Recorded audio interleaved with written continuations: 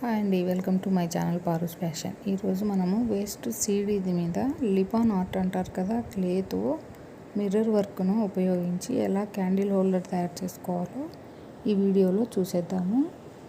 చాలా సింపుల్గా చేసుకోవచ్చు. వేస్ట్ మెటీరియల్తోనే దీపావళికి మన ఇంటిని చాలా అందంగా డెకోర్ చేసుకోవచ్చు. ఓకేనా, ఎలా చేసుకోవాలో చూసేయండి.